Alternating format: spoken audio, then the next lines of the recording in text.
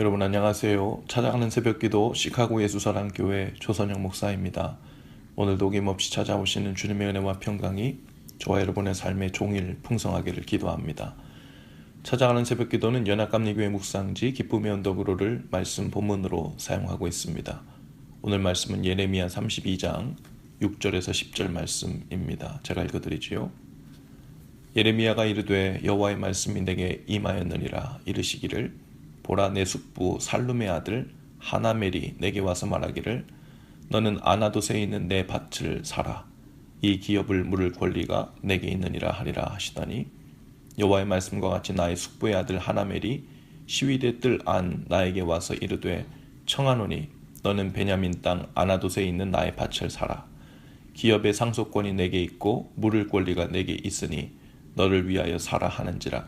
내가 이것이 여호와의 말씀인 줄 알았으므로 내 숙부의 아들 하나멜의 아나돗에 있는 밭을 사는데 은 17세겔을 달아주되 증서를 써서 봉인하고 증인을 세우고 은을 저울에 달아주고. 아멘. 범죄한 이스라엘 백성에게 징계를 선포하신 후 북방 민족인 갈대아 군대 즉 바벨론의 군대가 실제로 유다와 예루살렘에 이르렀죠.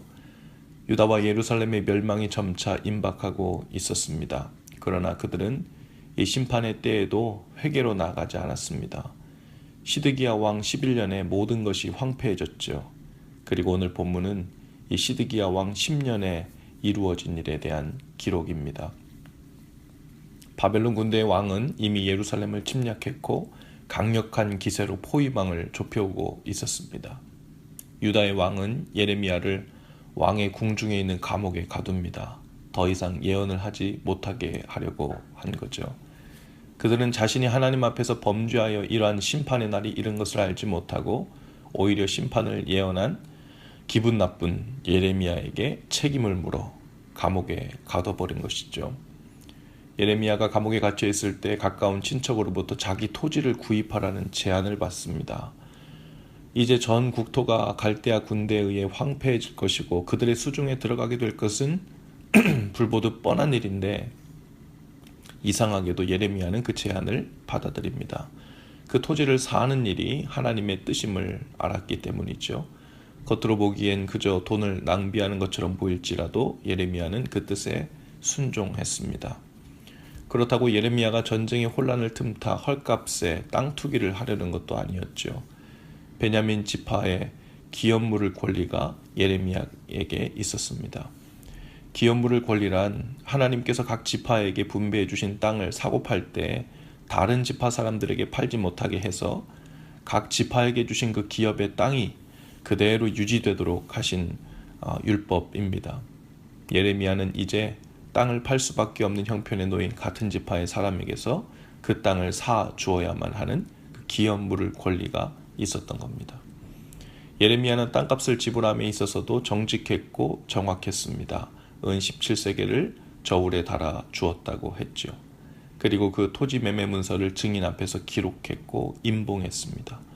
예레미야가 이 전쟁 중에 하나님의 뜻에 따라 토지를 구입하고 또 그 증서를 임봉한 것은 이 땅을 장래에 다시 회복시킬 것이라는 그 예언의 확실성을 깨닫게 하신 일이죠. 오늘 누군가의 삶은 마치 북방의 갈대아 군대에 의해 침략을 받은 것처럼 다시 회복이 불가능한 것처럼 보일 수 있어요. 아주 황폐케 되고 회복 불능의 상태에 빠진 것처럼 소망이 없어 보일 수 있죠.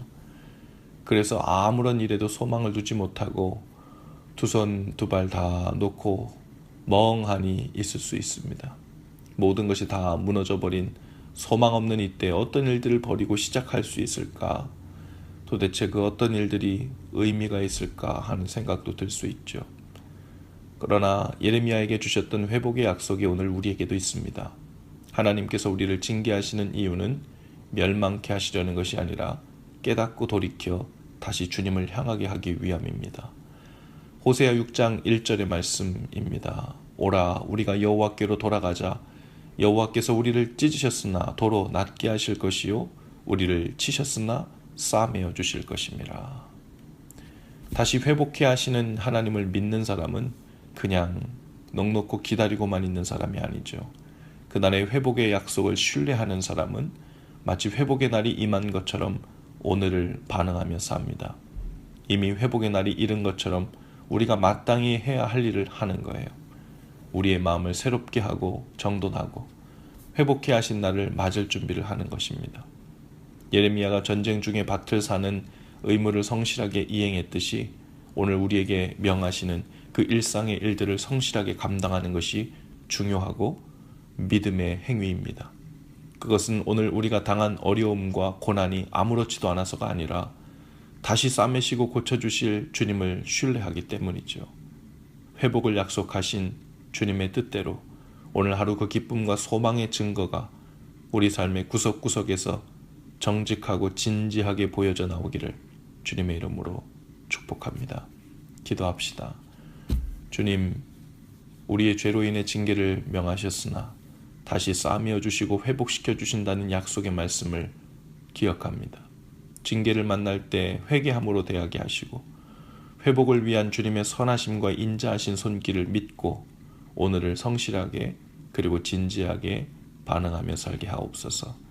이미 용서하신 아버지를 대하는 어린아이의 해맑은 얼굴처럼 주님 앞에서 행하는 우리의 모습이 오늘 마치 그와 같게 하옵소서. 예수님 이름으로 기도합니다. 아멘. 여러분, 오늘도 예수 사랑으로 화이팅입니다. 내일 아침에 다시 찾아뵙지요.